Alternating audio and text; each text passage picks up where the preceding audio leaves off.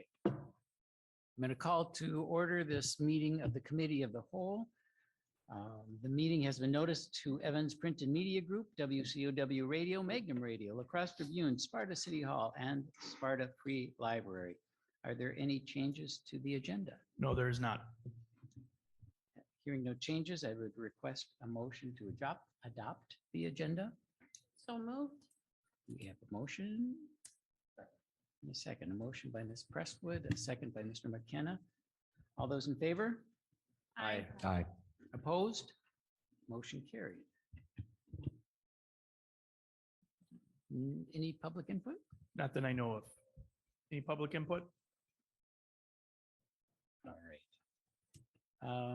First on the agenda, reports, nutrition services, 21-22 report. Ms. Tessing. Good evening. Hold it down and then it goes green. Can you hear me now? We can. Okay. I'm pleased to bring the nutrition report to you this evening. And you may have got to peek at it earlier. And I just wanted to note that all of the photos in the report are actual photos of our program. Next slide, please.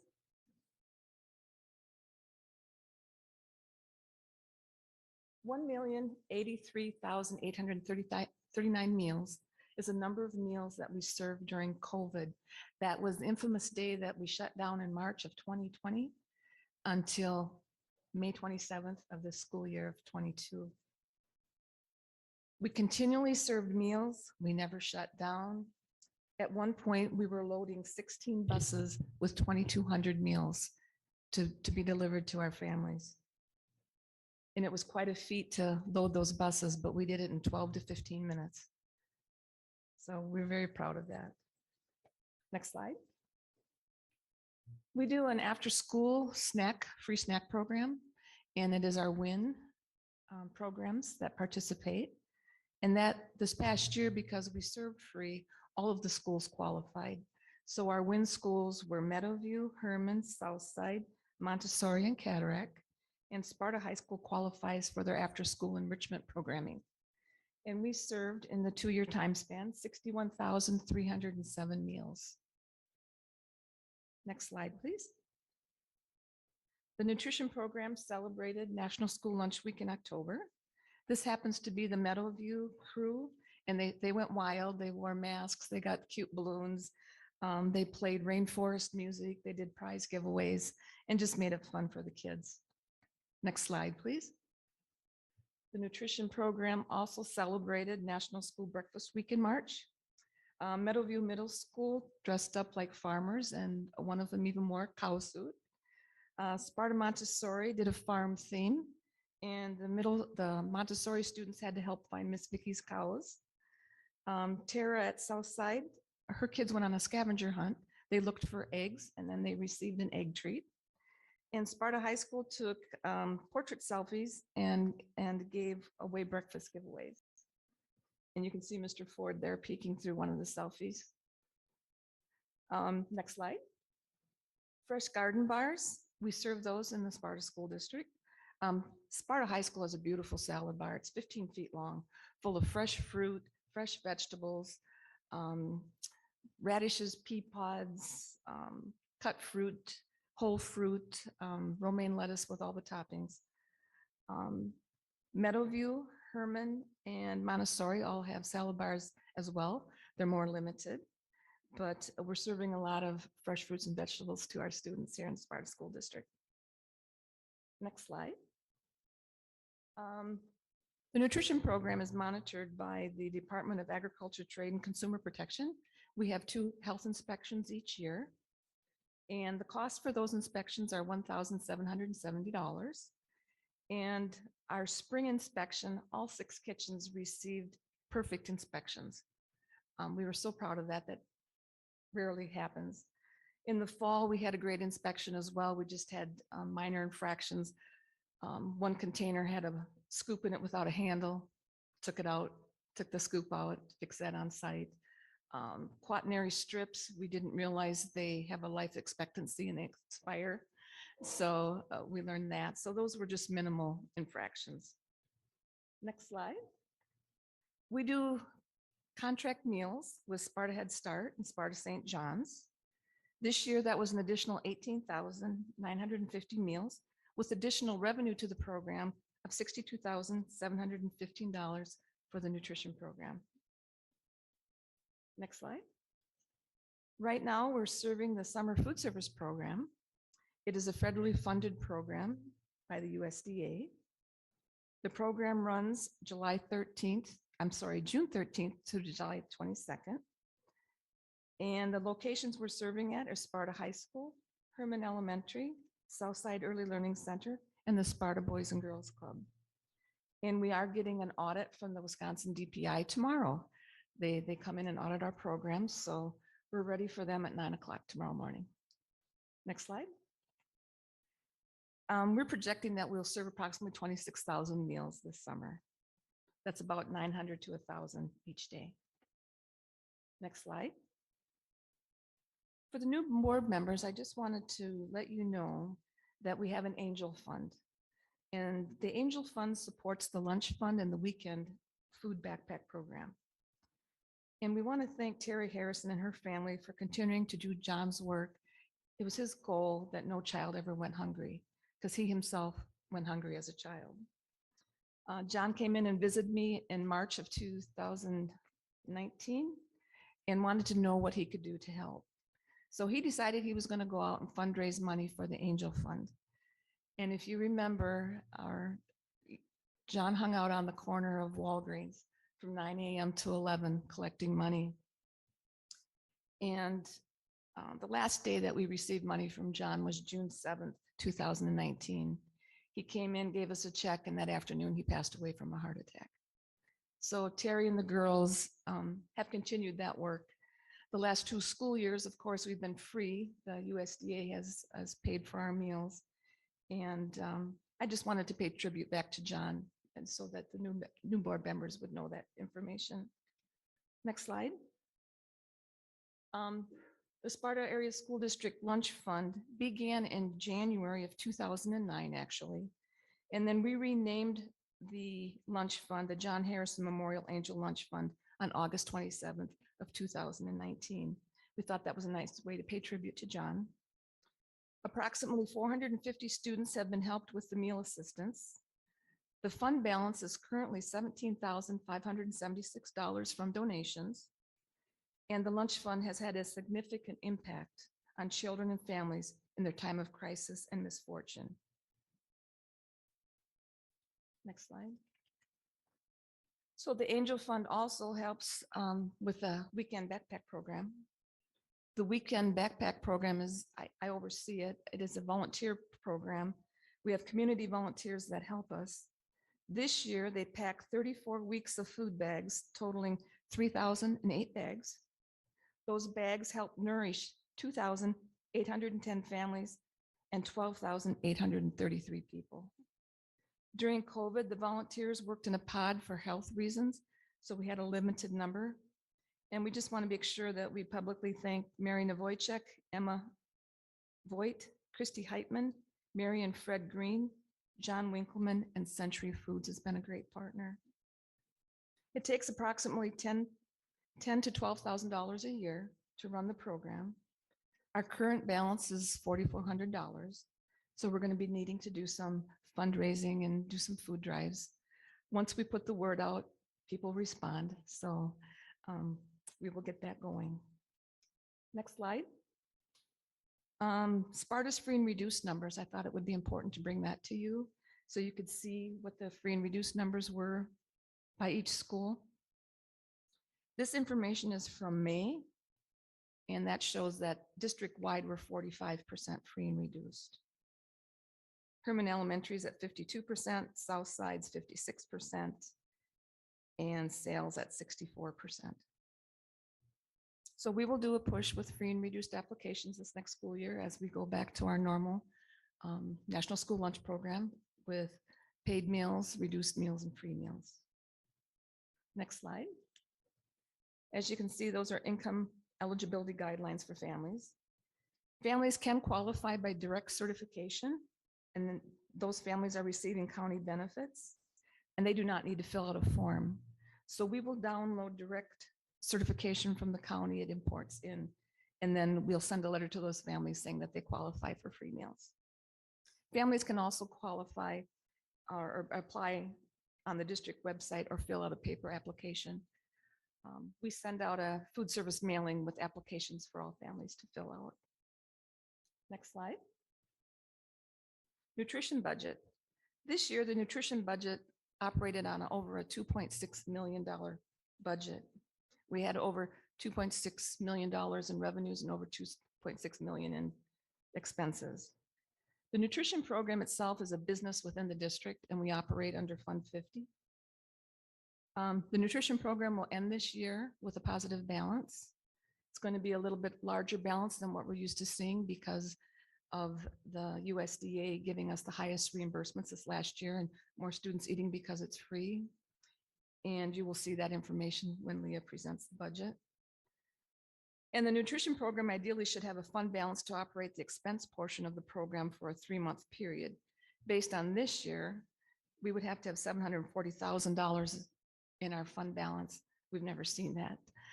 We try to operate at a break even or have a small fund balance to keep meal prices low. And if we do end a deficit, the general fund has to bail us out. So in 8 years, the general fund has only given us $8,000. So we're happy with that. Next slide. Keep Kids Fed Act. That has been signed into law. What it means is that we're going to get temporary additional reimbursements of 15 cents for breakfast and 40 cents for lunch. That will be on top of the reimbursements we already get from the USDA. It's not what we'd hoped for. We had hoped that universal free meals would continue, but that money was allocated elsewhere. The nutrition team, our Coley region, we lobbied Senators Tammy Baldwin, Ron Johnson, and Representative Ron Kind. We sent letters, we talked, and we Zoomed with Patrick Teston to let them know the importance and what this means for families with inflation, cost of groceries, skyrocketing gas prices, which are coming down a little bit now. But it is out there, the state of Wisconsin, there is some talk that maybe the state of Wisconsin, maybe at that last minute, would give universal free meals to the students in the Wisconsin schools. We're not sure that that's going to happen, but that is out there. So we're just going to continue on as normal, and if that should happen, that will be great. Next slide. Challenges ahead. Inflation and supply chain issues continue. The industry speculates that it'll take until 2024 for the trucking issues to resolve. The average price of food in the United States surged 10.1% from June of 21 to May of 22. We all see it at the grocery store and in our own pocketbooks. That was the largest increase since February of 1981. That was 41 years ago. Wheat prices continue to increase due to the conflict in Ukraine. Cereal, bread, buns, entree costs, they will all continue to increase. Meat, dairy, fruit, veggies all continue to increase as well. This information is published by the U.S. Department's Bureau of Labor Statistics. Next slide. And thank you for your support of the program. We couldn't run our program without your support. And so we thank you for that. Hope you enjoyed some of the photos of the food that's being served to the students in the district. And do you have any questions or comments? Yes, I do. Will you email me on Monday, please, in regards to your fundraising that you will need? For the weekend backpack program? Yes, Would love to do that. thank you. Let's talk about Thank you. that. I just want to say thank you to the Harrison family and everybody that's a part of that, the Angel program. I mean, that's a phenomenal program, and it has been for a number of years here, and I hope that keeps going. And thank you for everything that you've done as well. This is a phenomenal undertaking, and you've done a good job leading that. So Thank you. Thank you. Appreciate that. And I have to publicly thank the nutrition employees as well. COVID was a very difficult time. We never stopped. As soon as everybody was sent home, we were still on the lines feeding kids. People would, we'd have staff members that got COVID. We rallied, figured out ways to keep it going. And we were thankful that we never had to shut down and we could keep feeding kids. Okay, just one more question. That 740,000 surplus you have. will No, I that- don't have a 740 surplus. Okay, that money that you have, because you didn't balance, right? And so you have money left over. Is that how I understood that? No, ideally, you should have a fund balance of, based on our revenues Oh, and gotcha, expenses this gotcha. year, we should have 740,000 in our fund balance. That's huge. Right. And we generally try to break even. We might have 15,000, we might have 14,000. You will see in Leah's report, we're going to have over 400,000 this year. Over That's- 400,000. That's just for the nutrition program. That's Okay. going to be eaten away. Yeah, with the that was cost my of next food. question. Are Mhm. you able to then utilize that to help pay for the Backpack. upcoming costs that are coming with inflation and things like that? That $400,000 will help with inflation, food costs, supplies, chemicals, all of those things. The 740 that I talked about, you understand that that's ideally what Yes. USDA would like Now I us to do, have. yes. Yeah, Thank you. but, yeah. So the 400,000 will be eaten up in a year or two. Okay. And if we have equipment go down, like if my dishwasher at Meadowview went down, a new Hobart dishwasher is $60,000. So it's nice to have little money in there. Ovens are 15, 20,000. Equipment's expensive. And luckily, the last 2 years, we haven't put money into equipment or had the need to. Thank you. Mhm. Sure.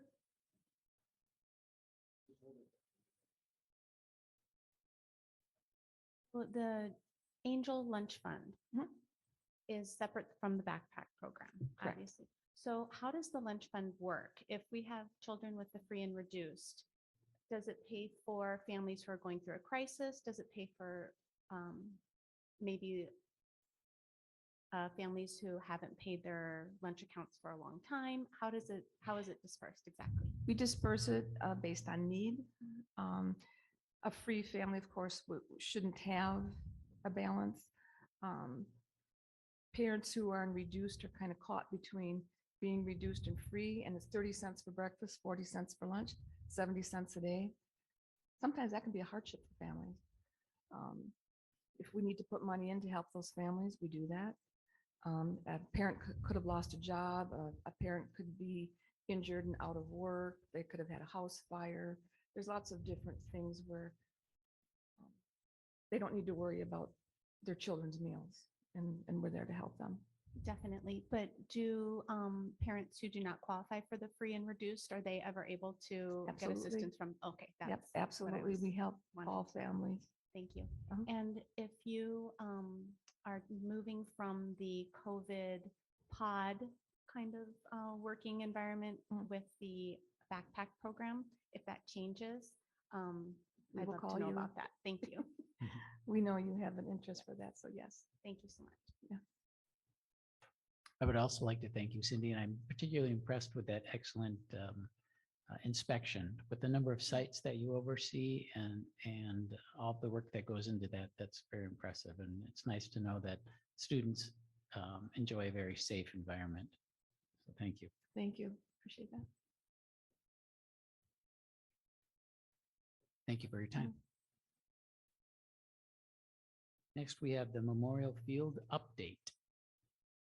Just wanted to give a quick update on Memorial Field. We are meeting. We're on time. We're a lot of collaboration. We're on time. We're on track. And we have a critical date of July 25th coming here for the turf install. So that's going to be a big key component for us to hit in order to still stay on track for the 18th. But as of right now, everything is good to go.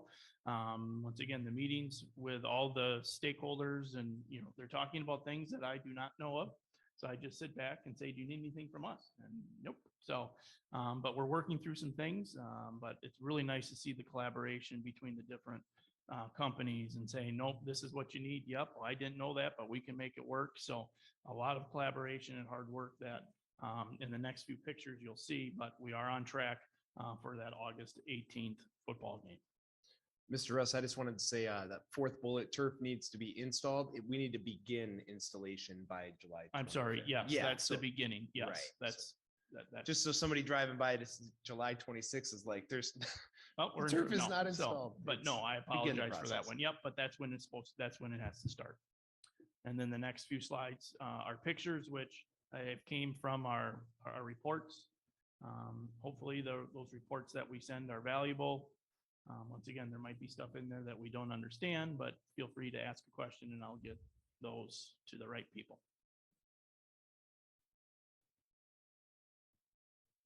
And the last slide is what we envision. Any questions on Memorial Field update? On time and on track does mean on budget as well. Yes.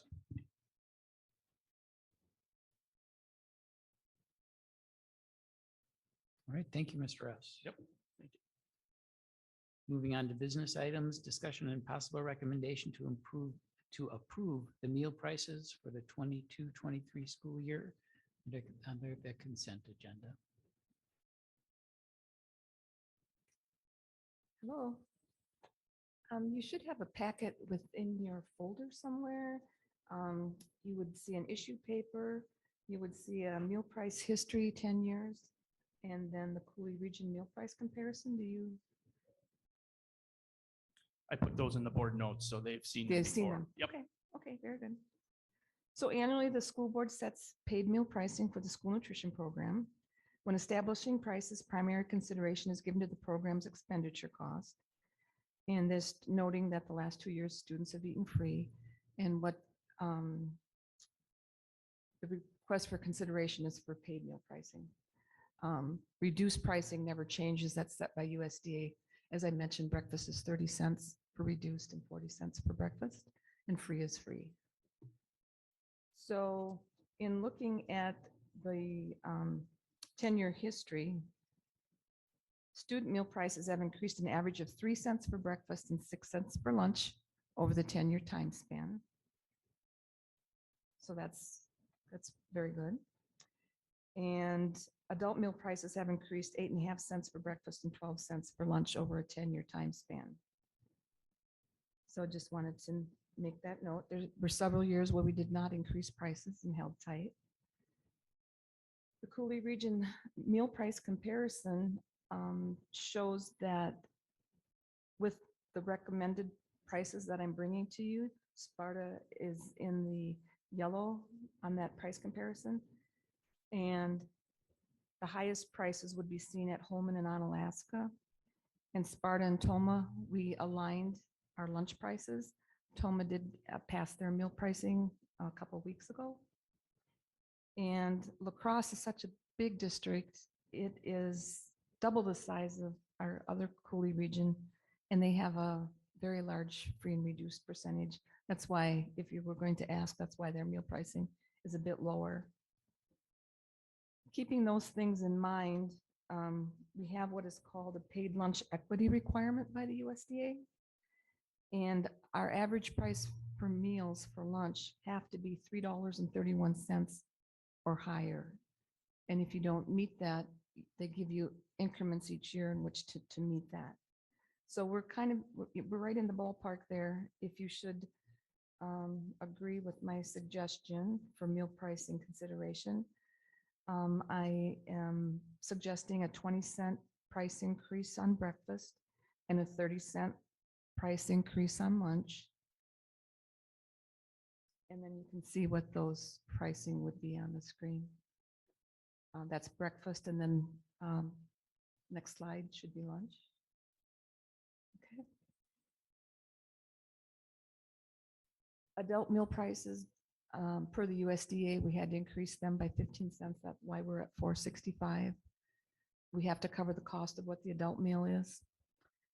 And we want to keep it affordable for our staff as well. So any questions on what I'm bringing before you? I don't question the total, and I completely get where the 20 cent and 30 cent fits right in with the 10.1 inflation number that you had on your previous slides. I question the difference in the balance between a third grader and a high school student. Can you really feed a high school student for 25 cents more than a third grader? We have different portion sizes that we serve between pre-K, K4, 5, 9, I guess 5 through 12. We also, these prices, we also get reimbursement from the USDA on. So all meals get reimbursement. But we have to meet certain price requirements. I understand that. I'm just wondering if with only 25 cents difference, how much are you talking about portion size? There's got to be a large difference between a kindergartner and a high school kid, isn't there? We do a program called Offer versus Serve to help eliminate waste. We encourage students to take all 5 of the components to the meal. They can get away with taking 3 of the 5 items. And our middle school and high schoolers can take up to 2 cups of fruits and vegetables, which is more than a pre-K or a kindergartner are going to eat. So I guess, Ms. Tessing, Mr. McKenna is asking, is a 25 cent increase or difference between a pre-K-er and a 12th grader and a big enough gap? Or how does that happen with the 320 and then the 335 and then the 345? It's just come from an average of time. Either we've tried to take a nickel or a dime or not take anything. So looking back, if I understand correctly, those differences in prices were it's always been the gap between those two. We've always tried to get a increase, and Leah, correct me if I'm wrong, of a universal 30 cent rather than a 30 cent at pre-K 4, 40 cent at 5-8, and then a 60 cent at 9-12. So it's kind of a universal. We set our meal prices many years ago, like Ms. Tessing said, and it's just been the increments in an equal amount. So it really has no relation to what the meal actually costs per age group.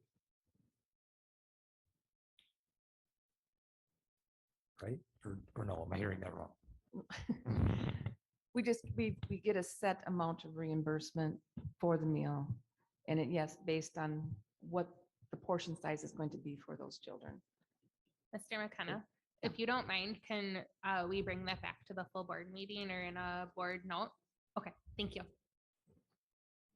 Another aspect of that might shed light on that question is to consider what percentage of the meal price is actually for the food that's served versus all the other related Yeah, costs. it's the labor, food, the it's equipment, the food, labor, energy, equipment, what- everything. to and produce that might food. not be so different in serving a kindergartner versus serving a high school student, perhaps. Mhm. Any other questions? I do have a question. Yes. If that's okay. So it kind of does relate to that. Is there an average cost per meal for food that each, just say a high schooler meal Mhm. costs? Mhm. Do you have an average? The cost of, I don't have it in front of me, I'm sorry. No, that's So okay. it's around $4. Okay. And Yeah. so, and then every meal, even paid meals, get some reimbursement. Correct. Is that a Paid stand- meals is cents on the dollar. cents on the dollar? Yeah. Okay, sure. Okay, that answers my question. Thank you. Okay. It's our goal to keep the meals as affordable as we can for our paid families. If there are no other questions, I'm open for a motion. I got one more question. So why not, you probably already answered this, but why not, because I know on our notes here that there was an option for 10 cents beyond what's listed on to increase the breakfast by 20 cents and the lunch by 30 cents. Why not the additional, so why not lunch for 40 and why not breakfast for 30, let's say, or? Just trying to keep it affordable and not raise too abundantly. And we do have the fund balance this year. Just trying to do our best to keep it affordable. and still be fiscally responsible. With that, The other thing I wanted to point out is if we went back to the breakfast side, we offer universal free breakfast as well. Yes. And that'll be at 3 of our buildings. Yes, Herman Elementary qualifies for universal free. Southside Early Learning Center qualifies for free, and sales will also qualify based on their free and reduced percentages. That's free breakfast only. Mr. Hendricks, I'd make a motion to recommend to the full board approval of the meal prices for the 22-23 school year and be placed under consent. I have a motion. I'd second. We have a motion by Mr. Schulze, seconded by Mr. McKenna. Any further questions? If not, all in favor? Aye. Opposed? Motion carried. Thank you so again. much. Thanks. Next item, discussion and recommendation to approve the 22-23 student academic standards under consent. Mr. Russ? Thank you. Every year, all school boards need to adopt their academic standards and be published on our websites. So these are the many academic standards we have. If you would, and they're active links, and if you would click on them, there are many pages to do that. To make it a little bit more easily accessible, and a lot of the standards there's a lot of them, our staff has gone through the essential standard process where you may have 20 standards at a freshman at the freshman math level, but our teachers decided in a vertical alignment, both all the way through, of which ones are the most important or the essential standards that they want their kids to focus in on. So we firmly believe in it's best practice to focus in on the mastery skills that are needed, and then to make sure all students are at those levels. So we do those through our essential standards, and we have what's called course outcome summaries, and this is all on our website, which even dives deeper into how those essential standards and standards will be covered. It could say resources, activities, and you name it. So it really goes a little bit more in depth, more to our course syllabus type document, and really starts to dive into the why behind things are going on. So our elementary students have a standards-based report card, and the other buildings are working towards a standards-based report card. So families and students know exactly which these standards are, and the teachers can show what support that they're giving if they get it, and what enrichment support or which enhancement support they get if they've already mastered that schedule, that concept, rather than rehashing it over and over and over again and not stretching. So in Schoology, one of our learning management systems, you can put the standard in, and it'll give our teachers some pretty good data about which kids got it and which kids didn't, as a good teaching retool as well. So these are our standards we like to bring forth for the Board of Education for our 22-23 school year, and be open to have any questions about that. Mr. Russ, could you please explain, just so that people hear it with their ears, how to reach these standards on the website? Yep. And to get to the more in-depth things in case they have questions about those? So yes, of course. So if you go to our Spartan.org and go to our instructional services page, it will be on the left side under teaching and learning, where it have the academic standards and the course outcome summaries with all those. And the course outcome summaries will have those essential standards built in.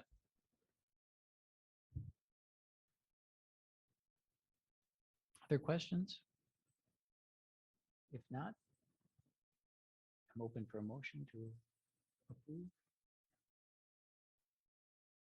I will make that motion. I'll second it. All right, we have a motion by Mr. Schulze, a second by Mr. Wells. Any further discussion? If not, all in favor? Aye. Opposed? Motion carried. Item D, discussion and possible action to approve the budget revisions for the 21-22 school year. Oh, sorry, I skipped one. Discussion and possible recommendation to approve the 22-23 modern teacher contract under consent. Okay. Modern Teacher is a framework that we've used, and it's a system where we try to, where we've given a lot of resources to our staff in regards of technology support, instructional technology. Before COVID hit, we had all of our teachers go through modules and do specific tasks, and administrators as well, to really start to think about what would a modern teaching environment look like. Choice, voice and choice, starting to make different roadmaps, but once again, keeping those essential standards and keeping those essential skills, but there's different ways to approach those. So what it looks like moving into this year, and we had an administrative, I can't remember when we first started to talk about this, we moved the modern teacher, the 35,000, which we're looking to approve, out of the fund, the operation funds, and put him into our professional development fund, or Title II. So we believe that this is still a very valuable insight and valuable resource for our teachers and our instructional coaches and our administration. Tomorrow, I know that it may seem weird that we have a consultant from Modern Teacher coming in tomorrow when this isn't fully approved yet, but this was on the books for a long time, where we have Craig coming in and working individually with our principals and really focusing them on what it's going well and what instructional goals do they really want to focus in on for this year, and having them be a coach for them as well. The resources are embedded besides just the coaches, but through those conversations, Craig is our coach. I'm going to butcher his last name, so I'm not going to try his last name. It will start to embed that professional development for them. And these resources are all there for our teachers as well. But it's a very comprehensive framework that tracks, organizes, and teachers can say, hey, I'm really interested in learning more about this, or through our professional learning communities, hey, we're struggling with this. What's a different way to do that? I mentioned a little bit about professional development support. It could come up through coaching sessions, through the administration and the instructional coaches when they have their conferences and coaching sessions, and they may say, oh, a teacher's maybe wants to learn a little bit more about this.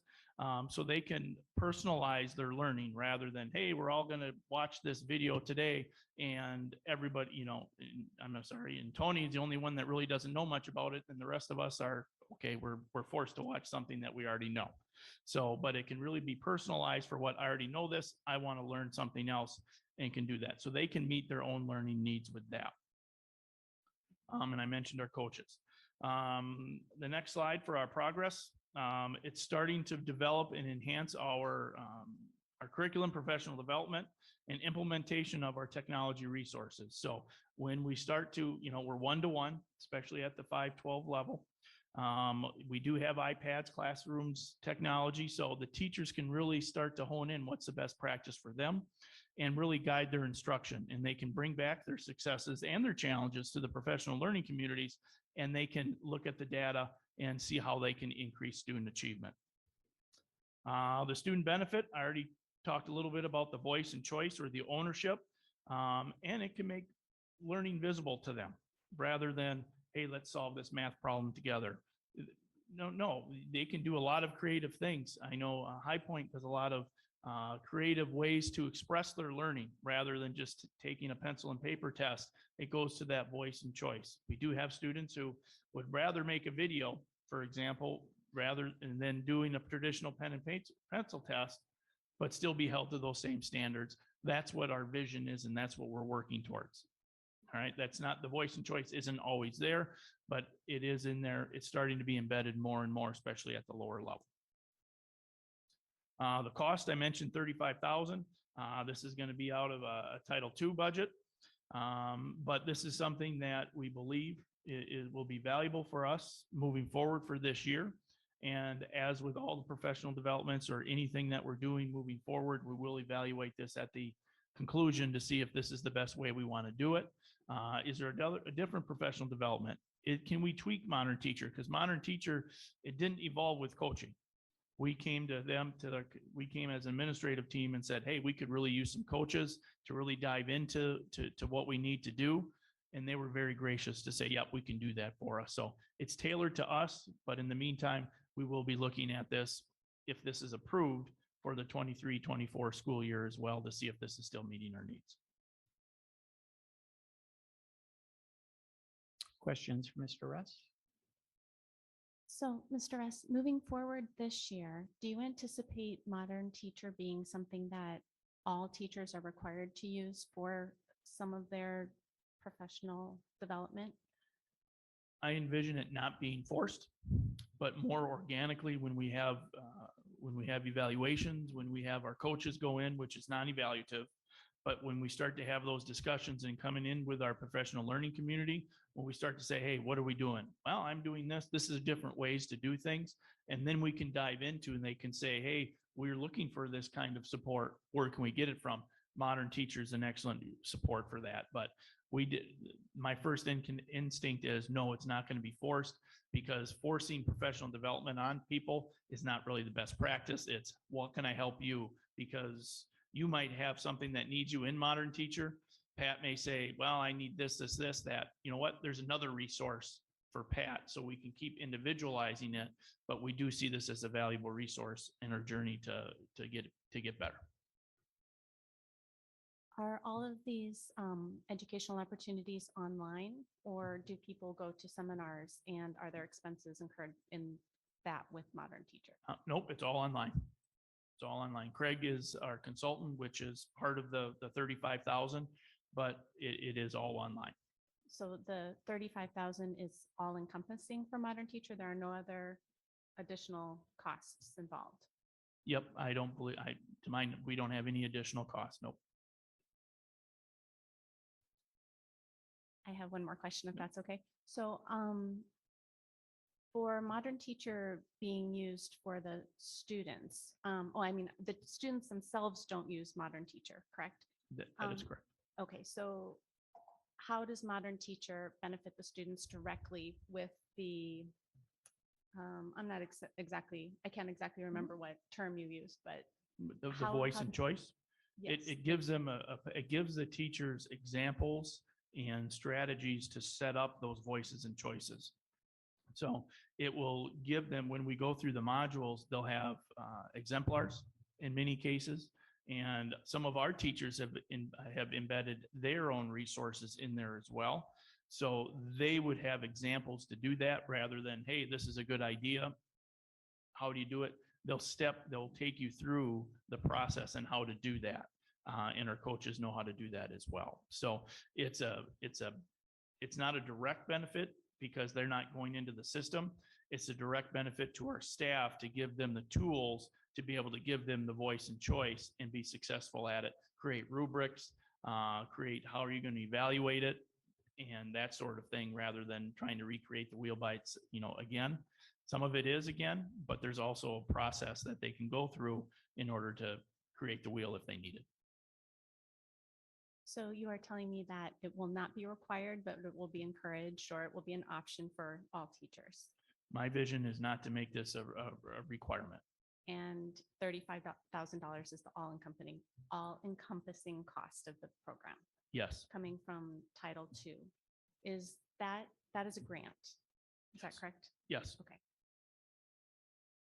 Are there any additional requirements with that grant that come along with that grant? I mean, is there anything that has to go along with modern teacher in order for that grant money to be used for that? No, it does not. No. Okay, thank you very much. Title II-A is professional development. I appreciate So your it's all time. right there. Yep. Any further questions? I would And Accept please the keep those motion. questions coming, and we'll answer any of those in between. If I did misspeak in any way, I'll make sure that gets corrected as well. I just think $130 per teacher and administrator is incredibly cost-effective training, as long as we're committed to it. We've been engaged in this for the last 2 years, and I think have admittedly not really used it. It could be $3,000, and that would be waste. At 35 grand, if we use it, commit as an administration, 100% yes. Is that a motion? I'll make a motion. Thank you. I'll second that. All right, we have a motion by Mr. McKenna and a second by Mr. Burns Gilbert. Any further questions? If not, all those in favor? Aye. Opposed? Motion carried. Thank you. Discussion and possible action to approve the budget revisions for 2022. Ms. Thank you. Hauser. Yes. So the budget that we'll be reviewing and is also attached in board docs is the final budget revision for this 21-22 school year. The last budget revision you saw was in May, and that one showed a budget deficit, which was planned at the beginning of the year, of $253,000. And that was planned deficit due to some projects last summer that were delayed into July and August. These budget revisions will be part of our audit that is scheduled for next week. So that's our annual audit performed by a CPA firm out of the La Crosse area. And that is the audit that's required by DPI each year. Although the audit is next week as far as field work, meaning the auditors are on site in the district, the audit actually won't be completed until later this fall. So in regards to timing, we're looking at the budget revisions tonight, but we still do have 2 weeks, and then we can do the final budget revisions at the end of the month, and I can pass those along to the auditor once they're officially approved. Statutorily, we just have to have these revisions approved by July 30th. So moving along, the general operating budget, which is a combination of funds 10 and 27, 10 being general operations and 27 being special education operations. Our total revenue is $46,397,078. And this is as of yesterday. So it's as current as we can be, with the understanding that we're still closing out our books. Tomorrow, Thursday is our final check run for the year. So if anything trickles in, there may be a few slight revisions, and I would point those out at our full board meeting at the end of the month. But this is going to be pretty accurate. So the major changes in revenue from the last budget revision in May, our local sources, we had additional revenue come in. A lot of that was due to the sale of IT equipment. So that would be all of our staff MacBooks that we traded in or that we had resale to our employees. And then also some facility use fees. That was additional revenue of nearly $170,000. We also had additional revenue of nearly $280,000 from state sources. And those two main sources were our state tuition aid and high cost transportation aid. So state tuition aid is aid that we receive due to Fort McCoy. So they're not taxable. They're not, we don't get funded the same way as our local taxpayers. And so that's aid we receive to offset that. And that amount is never known until the beginning of June. So we do our best estimate based on previous years, but we wait until June to see what the actual amount will be. And then high cost transportation aid, we don't receive every year either. And the funding amount changed this year as part of the state's budget. And so those two amounts we had estimated low compared to what we actually received. For federal sources, our ESSER money, we continued to adjust to actual based on the expenditures. And then we also had a TEACH grant for $60,000 that we were able to claim. So that equaled nearly $130,000 of additional revenue. And then our final additional revenue, the largest portion was for 403B forfeitures. So historically, our 403B forfeitures, which is employees who earn 403B contributions, but then don't stay through the vesting period. The past several years, our forfeitures have been under 50,000. And this year they were closer to like 175,000. And so that was unanticipated. Unfortunately, we've had turnover and that's reflected in that forfeiture number.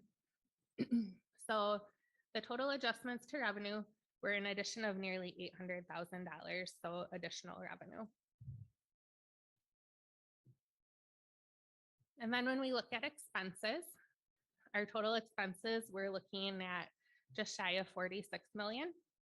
And the major changes, salaries and benefits, we had to increase the expenses slightly based on actual. The school budgets went down. Instructional grants, so the amount of money we claimed through our grants for instructional purposes that ended up being a little less. Same thing with student service grants. We claimed a little bit less than we were anticipating. Our other student services also went down. Legal had an increase. Buildings and grounds had a slight increase based on actual projects and routine maintenance. The next slide. Our capital projects, I'll be discussing that in the next two agenda items, but due to some timing, we weren't able to complete some of the capital projects we had slotted for this year. We also coded due to DPI transfer for the land at Herman a little bit differently, so that's showing up as a budget revision. Open enrollment, we adjusted to actual. Private school vouchers, we adjusted to actual, so those are numbers that we get confirmation of in June. Safety and security is our SRO. Our technology budget, we were able to decrease based on actual breakage and replacement costs. Our teachers on call, which is our substitutes, we had to put a little bit more money there. Same thing with utilities. And so if we put all of those adjustments to expenses together, it's additional expenses of $82,000. And so on the next slide, if we put that additional revenue together with the additional expenses, it equals a positive fund balance of $456,787. That's not our total fund balance, that's the total addition, potential addition to fund balance for this year. And again, that is an increase of over 700,000 because in May we had a deficit to fund balance. So that concludes the general operations, and then I'll get into our other funds. Regarding the use of fund balance and Fund 46, those are the next two agenda items. So we'll circle back to those in just a few minutes here. So next, if we go to Fund 39, which is debt service, the total revenue ended up being $5,070,000 of a tax levy. And then that transfer from Fund 10 for the Herman land payment. And then the expenses were our scheduled principal and interest payments for this year, in addition to $2.7 million worth of debt defeasance or prepaying our debt. The next slide is our capital improvements budget. We have two different capital improvement budgets, Fund 46 and Fund 49. Fund 46 is that, in essence, savings account for future capital improvements. And then Fund 49 is the spend down of the proceeds from referendum debt. So our money that we borrowed to construct Herman and the South Side additions, the proceeds from that debt goes in Fund 49, and it's the spend down of those proceeds. So for Fund 46, which is our savings account, in essence, we had a beginning fund balance of $3,537,622. We had revenue this year from interest income of $7,866. And then we'll be talking in the next agenda item about any additional contributions. For expenses, we had $94,768 that we paid towards the Southside Playground. So we redid that Southside Playground. Part of that cost was able to come out of Fund 49 because we had available money in the spend down from the Southside referendum. The remaining balance came out of Fund 46. And then to date, we've spent $178,630 on Memorial Field. And then the remainder of those expenses will be in the 22-23 school year in July and August. So our remaining funds in Fund 46 is just over $4 million. And the next slide is Fund 49. That had a beginning balance of $1,788,111. The only revenue is the interest income on those funds, which was just over $2,000. The expenses for Southside, again, were that portion of that playground.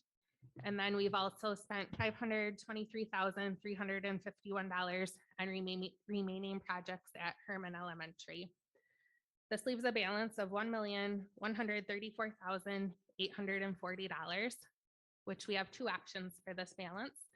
We do have some remaining potential projects or uses for some of these funds at Herman, which we can cover at a future board meeting if the board so chooses. The other option is that we can transfer these remaining funds or a portion thereof to Fund 39 to prepay our debt or do a debt defeasance. So 2 options for these funds: any potential remaining projects or equipment needs at Herman, or transfer to Fund 39 for debt defeasance. The next slide is Fund 50. So this is the nutrition program that Ms. Testing just reviewed for us. We started the year with a fund balance of $15,626. And you'll remember that she said in that 700,000 range is ideal. We had revenue this year of just shy of $2.7 million. And that was with charging 0 to families for their meals this year. And we did not need a transfer from Fund 10. So if this program doesn't operate to the positive, we would have to transfer.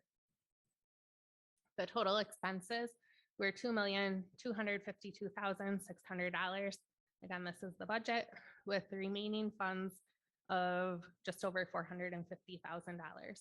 So that would be our fund balance going into the next school year, $452,340. And as Ms. Tessine described, this fund balance can be used to help offset future expenses, largely due to inflation. Again, we want to make sure this fund breaks even. It also can be used to cover the cost of machine repairs and replacements in future years. Fund 73 is no more, but since it had a beginning fund balance, I just wanted to wrap it up and show that we're completely done with this fund going forward, so it won't exist in next year's budget. This was our OPEB trust fund. We had that beginning balance with no revenue, and we liquidated that fund during the year with the proceeds going back to Fund 10 or our general operating budget. And then lastly, we have Fund 80, which is community service. It had a beginning fund balance of $18,542. We have interest income of $2,620. And then our tax levy historically has been $20,000 for many years. And this year we decided to increase it by that $500,000 to support our WIN after school program. And that $500,000 was based on an analysis of our fees that we had charged or that we had paid to the Boys and Girls Club to operate the program, what we thought the growth of the program might be. We offered it at some different times at our sites. So we tried a morning program. We tried some different programming at Southside. And so where we came out with our wages and benefits was $388,823 of expenses, an additional $48,262 of purchase services, and supplies of $8,175. So what this left was remaining funds of $98,412. And this will stay in Fund 80 and roll to next year. And this would offset any levy amount needed next year to support the Fund 80 program. We've also talked about Fund 80 for next year covering the middle school co-curricular budget. So again, having a fund balance there will help to control the amount of the levy that we need next year for community services. And knowing that we'll be talking about fund balances and Fund 46 next, are there any other questions? What is, I'm not familiar with it. What's OPEB? Yep. Other post-employee benefit. So in essence, it was a retirement benefit for teachers and administrators, and that benefit sunset several years ago. And this was kind of closing out that fund. Leah, one of the budget changes was a change to revenue to reflect the sale of IT. Did we have that in as a savings for next year's budget? Mr. Hendricks, can I take a 5-minute Yeah, intermission, let's take please? a break. Yep. Yeah. Thank you. Okay.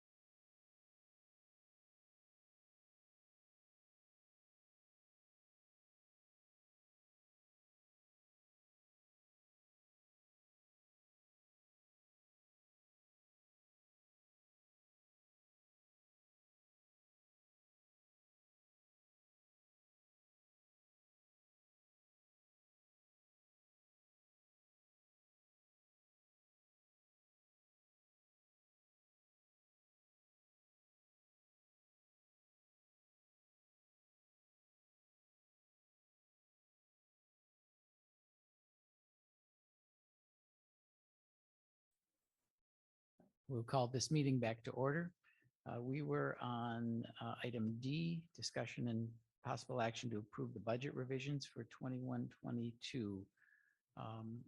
Ms. Hauser, I just asked about revenue from technology sales, whether or not that was an item that we had discussed for budget savings for next year, but not so. No, you're accurate.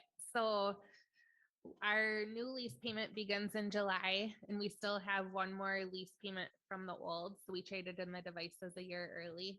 But with the timing of the company, and we received the new MacBook, so working around our summer school schedules, and when we had teachers in building and things, it worked out that we got the proceeds ahead of time. So we definitely can talk about that when we look at fund balance, and if the board would like to assign that revenue to use for next year to offset the cost, that would be more than appropriate. All right, thank you. Other questions? Before we move on, can I just get a snapshot of where we are in next year's budget? Approximately, what's our deficit? And this is only on the 21-22 school year. So we'll have to save that for another time. That might be coming up to do that. Maybe when we start talking about whether to delegate fund balance or fund 46, that might be an appropriate time.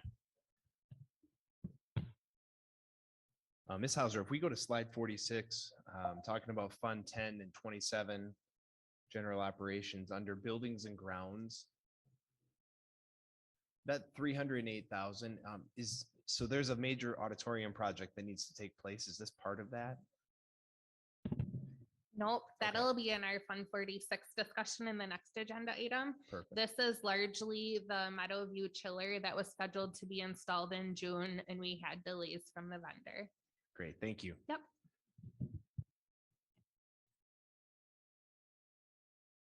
Other questions?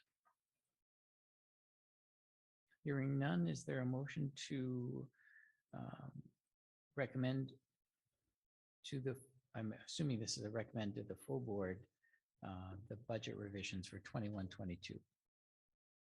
That is correct. And if there's anything adjusted that needs to be adjusted between now and the full board, we'll do that. I'd make that motion. And I will second.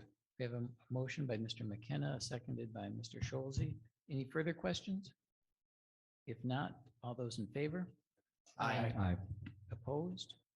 Motion carried. Moving on to item E, discussion and possible recommendation to designate classification to fund balance as of June 30th, 2022. So this item and the next agenda item really go hand in hand from a presentation and discussion standpoint, but due to them both being action items, we had to break them out into two different agenda items. So as I go through the fund balance, I'll also talk a little bit about Fund 46 as well. So first of all, fund balance, what is it? It's a concept that's kind of hard to grasp for many. If you're familiar with business financials, a lot of times it'd be referred to as retained earnings or equity. That's what our fund balance is. So it's the difference between our assets and our liabilities. Assets are what we own, liabilities are what we owe. And if those two numbers don't match, the balance is our fund balance. And a positive fund balance represents resources that we have available. So it shows good financial health to have a positive fund balance. And our fund balance changes daily based on the money coming in and the money going out. So it's always as of a snapshot in time. Typically, we refer to it as of June 30th, which is the last day of our year. And again, it adjusts based on our revenues and our expenses. So fund balance in school districts particularly, we have 5 different designations per DPI that we have to break our fund balance out into. So in essence, fund balance is one big pot of money in each of our funds. So right now, I'll focus just on our operations funds, which is funds 10 and 27. And so that sum of money in fund balance, we as a board can basically divvy out that fund balance into 5 different buckets. And what that does is that gives transparency to anyone who reads our financial statements to be able to tell why we have the fund balance and what we plan to use it for. And some of these designations are optional for the board and some are required per DPI. So the first is non-spendable fund balance, which this is the most restrictive. And this means that we have assets, but they're not in spendable form. And this is specifically any prepaid expenses and any inventory. So those two items on our balance sheet, we must have fund balance that offsets those two items. The second designation is restricted. These are balances that are externally imposed by law. And so what you'll see as I go through the following slides is our other funds besides the general operations, those tend to have restricted fund balances. So for instance, if you think of Fund 46, our savings account for capital projects, we can't use that money for anything else other than that purpose. So that would be a restricted fund balance. Committed fund balances are more optional and they require board action, both to make them committed and to remove the balance from the committed. And so historically, we've used these for board approved projects or purchases that aren't yet completed. So let's say we started redoing a parking lot and the project started June 25th and it ended July 12th. That would be an appropriate use for committed. We're well in the midst of the project, but we know that the billing's not coming until a little bit later. That would be an example of a committed. Assigned fund balance. Also, the board can designate this amount, but it doesn't need formal board action to remove that designation. And so a good example of this would be last year, the board had planned to use 2021 budget to replace our band uniforms, but due to some delays in the process, those expenses were pushed off into this fiscal year, 21-22. So the board assigned fund balance, basically acknowledging we had the money set aside this year, but we're going to have to pay it next year. And then the final designation is unassigned, which is all of the remaining funds. And we also can attach some designations to our unassigned balances, again, for that sake of transparency and just to communicate not only to our constituents, but also at the state level, why we're carrying the fund balance that we are. So I'll go through all those in more detail with each of the funds. So as we look at funds 10 and 27, which is our general operations, we do have a board policy that says of our total operating budget, 15% of it, of our operating expenses need to be in our fund balance. Our fund balance, the total dollar amount must be equal to or greater than 15% of our operating expenses. So we started the year with a fund balance of just over 9.3 million, which was 23% of our operating expenses. So we have a healthy fund balance. The next slide shows our historical fund balance over time. So that purple line is the trend. And if you look to the right side, you can see the indicators. So our fund balance has been above 15% dating even pre-2015. So for many years, we've maintained that healthy fund balance. And if you go to the next slide. So in the previous agenda item, we talked about we do have excess funds that we're adding to fund balance this year of the 456,000. Again, this is pending any adjustments that might be made over the next week and a half or so. And of that excess, we really have three options. First is we let it all roll into fund balance. Second is we contribute it to Fund 46. So basically we would take all the excess and we'd put it in Fund 46. And I'll go over the benefits of that in a minute. And then third is we could do a combination of those two options. So if we go to the next slide, why would we let our excess funds roll into fund balance? Well, first of all, if we're close to that 15%, that would be a good idea. So we make sure we stay in accordance with policy. And that policy was created because fund balance helps us with cash flow. It provides a better financial picture when we're going for bond ratings or to borrow money. It is available for any purpose that the board would decide. So for instance, if we wanted to balance a projected future budget shortfall. And then also it can be used as a tool to maximize our state aid funding between the secondary and tertiary levels. The delta or the downfall to letting excess funds roll into fund balance is we don't receive state aid for those funds in the upcoming year. So state aid is based on when we spend the money, and if it goes into fund balance, it's not considered spent.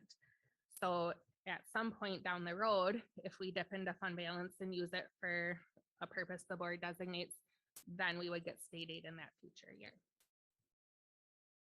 The next slide is what if we decide to put that money into Fund 46.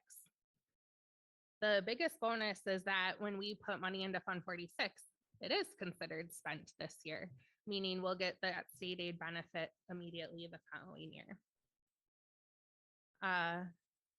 The downside is, and I don't know if this is necessarily a downside, but something to be aware of is that additional state aid impacts the mill rate. So we'll be starting to get into conversations leading up to October about how we want that mill rate to look.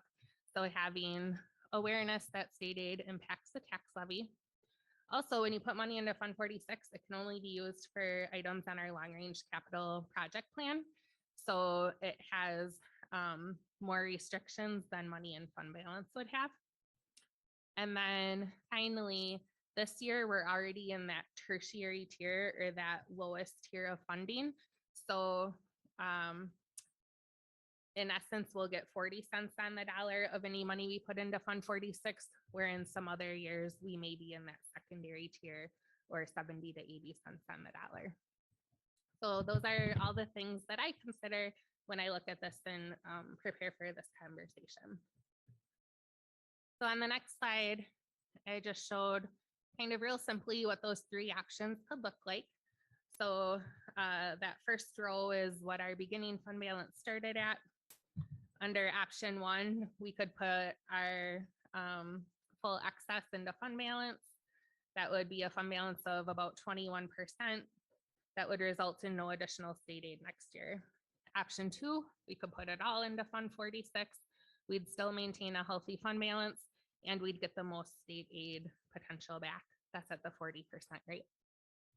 Or option three, which is the one that I have went with for the remaining discussion, is we do a hybrid approach where we put some into fund balance and some into Fund 46. And the amount that I have here going into Fund 46 is enough to cover that Meadowview chiller, that project that we had planned to do this year that we're going to wait until next year due to vendor delays. And the reason why is that project is on our long range plan. We could put that money in fund balance and commit it or assign it under one of those designations. Or we could put it into Fund 46. We don't have any time constraint requirements in Fund 46, meaning we could put it in today, and if we need it in 2 months, we can easily pull it back out again.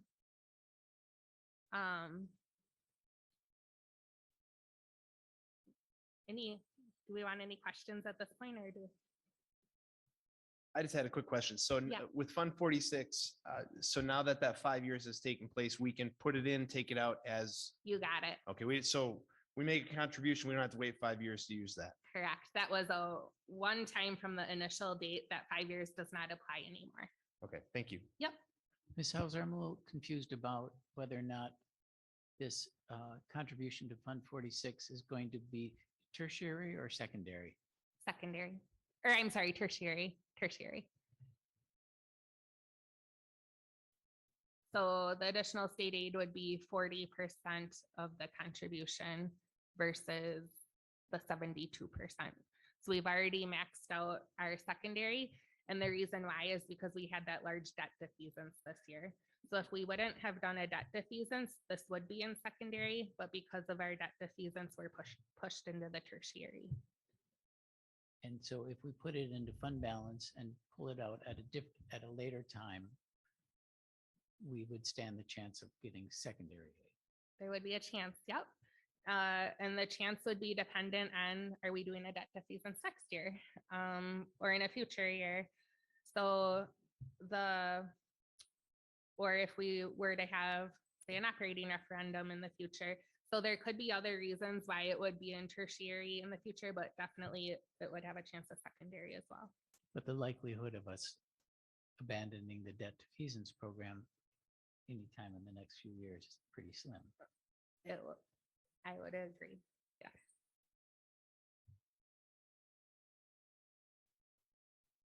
Other questions?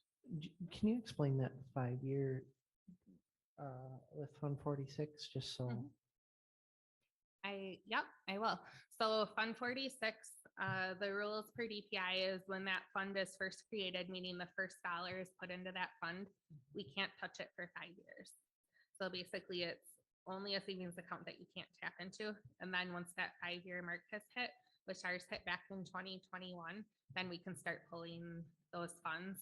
And that will only exist from the first dollar going into the fund.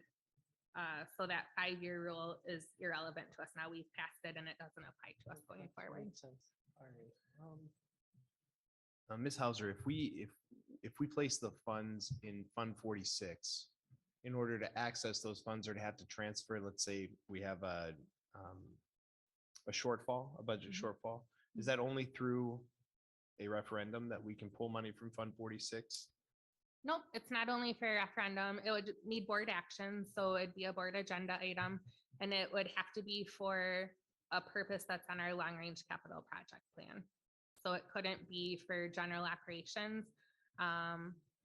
But if we had a budget shortfall and part of that shortfall was because we had to do some roof work, let's say, or some HVAC work, we could definitely pull from Fund 46 to help cover those costs. All right, thank you. What qualifies as the long-range capital improvements? Yep. Items that add to the value of our building and equipment and sites. So either additions to or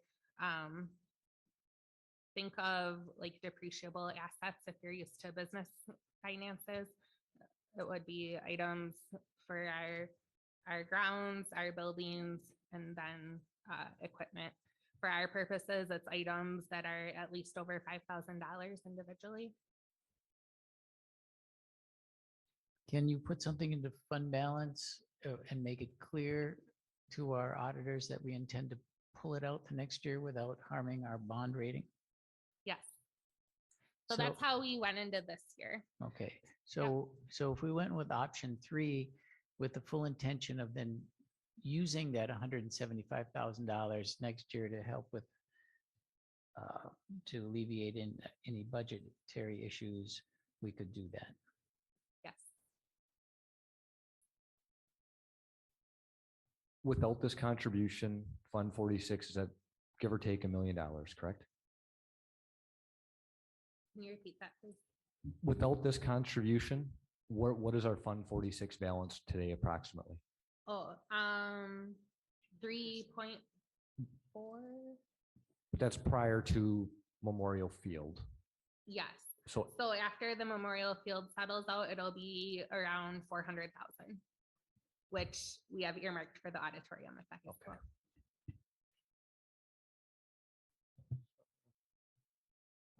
Just throwing some ideas out here, just so then we could pull it. I'd like to foresee like an option 4 where we just have less put into our fund balance. I would say just because we could fuddle with it a little bit, I'd say around $50,000, just so then we have like that fund balance circulation, but we still take advantage of that state aid. Because I don't foresee any time we would get into that secondary tier. Just with the at a current board standpoint, anyways, I just don't foresee us not. It would putting into Fund 46 and getting state aid on it would have more benefit to us tomorrow than the fund putting it into all that into fund balance. But can I ask the question I asked earlier? Where are we approximately at budget deficit in the 22-23 budget? Yep. The last the board heard, we were between 7 and 800,000. However, administration has been looking at that. We have some ideas that are getting us about halfway there with that. So we're still at about 400,000 that we don't have necessarily planned for yet. So if we move some of this to that fund balance and earmark it for that 400,000 that we don't have yet, are we able to do that to offset that budget Yes. for next year? Yep. Okay. And let's go to the next slide, please. This is how that would look. So our total fund balance, as of June 30th, again, this is pending audit, but I'm looking at it, it'll be about 9.5 million. So I'm at the bottom row there. How that would break out is up at the top, we have to pull out our non-spendable, which again is prepaid expenses or inventory. We don't have inventory per definition. So we just have prepaid expenses. Our prepaid expenses are a lot higher this year because we switched health insurance vendors. And as part of that switch, we had to pay our July bill a little early so we could get all the enrollment going. So that's a one-time thing. Typically that 560,000 wouldn't be there. But this year it is, and that's fine. That's why it's good to have adequate fund balance. We also have restricted funds for our unspent common school funds. So common school funds is aid that we receive that has to be for a designated purpose. And so that's why those are restricted. If we left that cost for the Meadowview chiller in fund balance, if we didn't look at Fund 46, it would go on that assigned line item. For sake of discussion, I thought maybe we'd look at it in Fund 46, but regardless, we could put it under assigned also. So then going to your comment, Colin, about the remaining 175,000, I would recommend we have it under unassigned, but instead of saying designate for cash flow purposes, we would say designate for revenue stabilization, which is one of the options under DPI. So that's in essence saying we're earmarking this for a projected budget shortfall. So basically under unassigned, we would have two different categories. Cash flow purposes, which is what we always have at the end of the year. That's the bulk of our fund balance. And then we would have a new one for next year that shows we pre-planned it and it's for that budget deficit. We'd still be able to use that without the raising of the revenue limit, the cap, right? That would be independent from the revenue limit. Okay. So am I correct in saying that the biggest difference here really is what year we're going to get the funding? Or the aid? That is the main difference. The only other difference is Fund 46 has the restrictions attached to it, but we're doing the chiller project either way. We've already met the 5 years, so that's really irrelevant. So your correct state aid is really the deciding factor.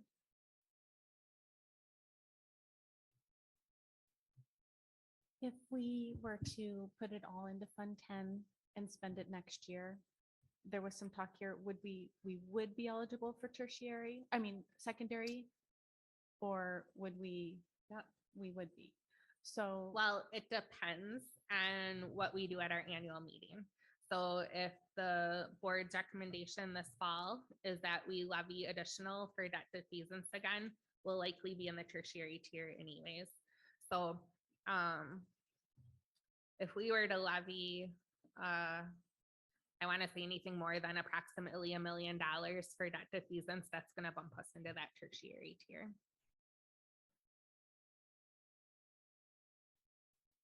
So assuming the board wants to maintain a similar mill rate, maybe with a slight decrease, but not a couple dollar decrease, we'll be in the tertiary tier. Mr. Hendricks mentioned something about bond rating. If Yep. you spend your fund balance down for your general operating expenses, does that affect your bond rating? It can. Doing it in this pre-planned way, I've talked to our financial advisor at Baird, and we don't have anything to worry about as long as it's going through the process that we're going through right now. And we have this excess of about $400,000. Maybe it was 450. I don't exactly Yep. remember. Yep. And a possible deficit at 400,000. Yep. Does it not make sense to leave it in Fund 10? To stave off that fiscal cliff? Well, That, go ahead. Were you, oh, I'm sorry, I thought you were saying something. Okay. Absolutely, that would, like I said, administration is working to get to zero, but it's challenging. So if the board were welcome to that idea, we would be very receptive, I would assume. Would you want to assign certain funds to, if we kept that 450,000 in Fund 10, would we want to assign certain funds to certain things? Yeah, my recommendation, if we go this route, if you could go back a slide, please, would be to go with option 3. So we would still maximize the state aid and that cost for the chiller. There's no reason not to. Because we'll still have those funds available come August when we're able to pay the bill. But then that remaining 175,000, we would put into fund balance, but we would designate it as unassigned for revenue stabilization, which then shows any bond rating agency or anybody who's looking at our financials that we had that forethought, that we had that plan. That helps us with our budget situation. It helps preserve our ESSER money a little further. So And that option 3 gives us the best opportunity for state aid. So I mean, across the board, it's This year. And I'm sorry, so I didn't understand it. So you need to contribute the 281,000 to Fund 46 in order to get this chiller project financed? or we can assign it in fund balance. The only difference is we get more state aid next year, or we get more state aid the following year. So do we want the state aid to impact sooner, or do we want to wait till 23, 24? I am assuming we will be in the tertiary tier in both years. I don't know that yet because I don't know what we're going to do with our mill rate. I would assume we'll be in tertiary both years. I guess it's really just preference. I would probably do it right away because it's a guarantee, but that's definitely, either one is totally plausible. Okay, either one is totally possible, but it seems to be the recommendation of administration to go with option 3.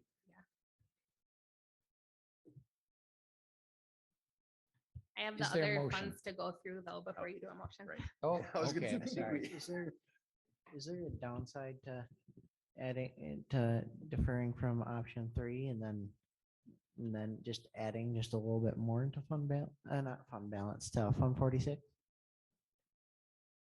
Yep, these were 3 for the sake of discussion. You definitely could create something else if you so wished. What would, I mean, is that against admin recommendation, or is that just another I think- viable option? Mr. Wells, I think it's kind of a horse apiece. The thought process here is if we do that contribution to Fund 46 next year, that's going to cover the exact amount of the chillers. And so we're maximizing the opportunity to receive aid as quickly as possible. So you could move the numbers around a little bit here and there, but I think this option 3 maximizes the opportunity to receive aid as quickly as possible. Let's look at the next slide. Yep. Slide 65. There we go. So Fund 39, our debt service fund. Oops, I apologize. That top row should say 0. The complete. Oh, no, I just didn't put a description. Okay. The top row is the prepaid expense for the Herman land. And then all the remaining fund balance in Fund 39 would be restricted for future debt payments because that's the only purpose that we can use the monies in Fund 39. So non-spendable for our Herman land payment, and then the rest is restricted. And the next slide, we have Fund 46, our Capital Improvement Trust Fund. All of those funds are restricted. They can only be used for capital improvements. Next slide is Fund 49. That remaining, or that fund balance is 1.1 million. That can only be used for projects that are covered under the debt for those facilities or the facility referendums. So all of those are restricted. The next slide is nutrition services. Nutrition services does have inventory. Their inventory as of June 30th was just over 66,000. And all of the remaining funds must stay in Fund 50 for purposes of that program. Therefore, they are restricted. And lastly, we have Fund 80, which is our community service fund. On the next slide. And these remaining funds must also stay in Fund 80, therefore are restricted. So if we go to the next slide, I would actually recommend either 3 different recommendations or 1 recommendation with 3 parts, but these are the 3 things that we would need to cover. First is we had committed funds. So if you remember those 5 designations, we had committed funds at the end of last year, and we have to have board action to uncommit those funds. So we would need a recommendation to remove the committed fund balance that was board approved in July of 2021 because the projects were completed during this fiscal year. The second recommendation would be to designate the Fund 10 unassigned fund balance to be used for cash flow purposes. So that's that $8 million number. If you would like to do the revenue stabilization with that 175,000, then we would tweak that recommendation for that. Okay.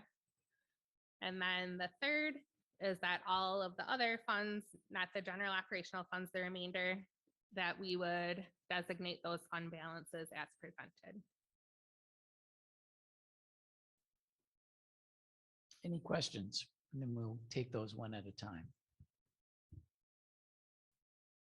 Could you go back to the Fund 46 slide in this section? That doesn't seem to match the number that was on the earlier Fund 46.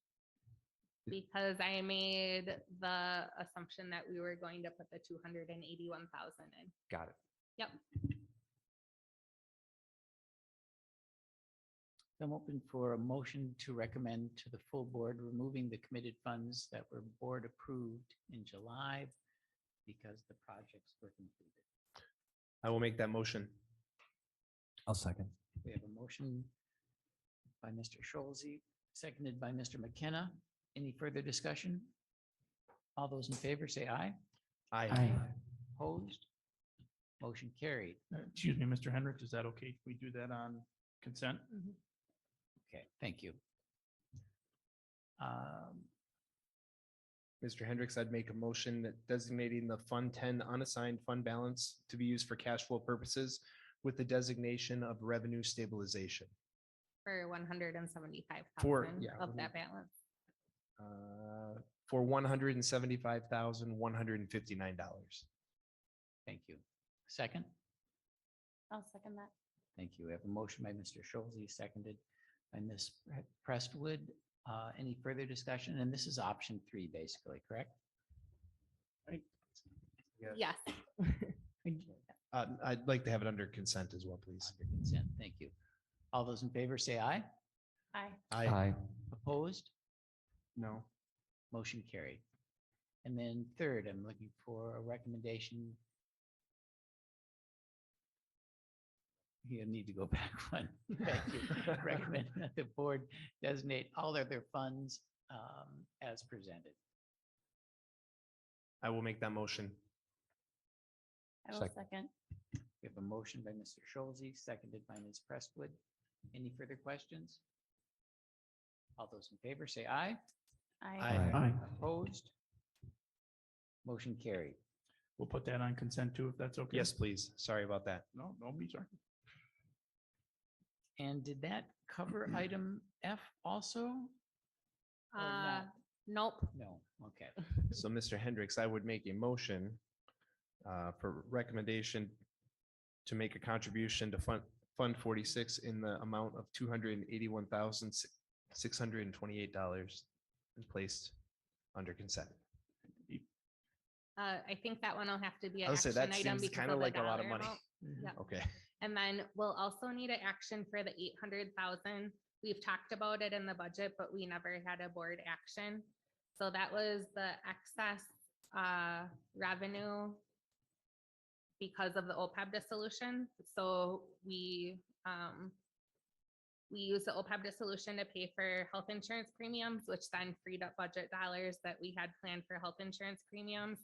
So we've talked about that in previous board meetings. The amount is $800,000. As part of our budget shortfall discussion, the board had talked about using half of that next year for capital projects and half of it the following year. If you recall that conversation. Mhm. So we've already done all the discussion. I just need a formal board action to move the 800,000 in addition to the 281,000. And so you were looking for one motion that covers this. Whatever you prefer, one or two, either way. Would you like to amend your motion? Yes, Mr. Hendricks. So I'll amend my motion to include the excess budget due to OPEB dissolution of, would you like, can I do the full 800,000 right now? Yeah. Okay, of $800,000 along with that chiller project in the amount of $281,628. We have a motion I'd second that. and a second. The motion by Mr. Scholze, seconded by Mr. McKenna. Is there any other questions? I have a question, Ms. Hauser. I thought that the OPEB balance was in the $1 million range from a previous slide. You're right, it was. We used part of that this year to balance Did the you just say that? 21-22 budget. You might have just said that. I might not have said No. it tonight, Oh, but yeah. good catch. Okay, good. Yeah. Thank you. Yep. If there are no further questions, I'll roll call vote on a recommendation. Why not? Let's do it. Better safe than sorry. Yes. Yes. Yes. Yes. Yes. Yes. Yes. Yes. Motion carried. Closing items, announcements, Mr. Russ? Yep, we got some upcoming board meetings that are scheduled, and an announcement that I'd like to make is that today we had a tabletop exercise with many emergency management agencies, Sparta PD, Sparta Fire, ambulance, Monroe County, county nurse, health department. And I apologize if I left out more agencies, but it was an excellent exercise. We had the Wisconsin Emergency Management System facilitate that. It was a generic exercise. We had a situation that happened at SHS, and we walked through our procedures and protocol at a general level, how we interacted with the district, how we interacted with law enforcement, emergency personnel, and that sort of thing. So it went very well today, and we'll be giving a report at the end of the month and give a little bit more information and that sort of thing. But it was an excellent exercise today, and we just need to keep that safety in the forefront and moving forward in that. So it was an excellent, excellent day today. Other announcements? I will ask Mr. Evans, would you like to make an introduction?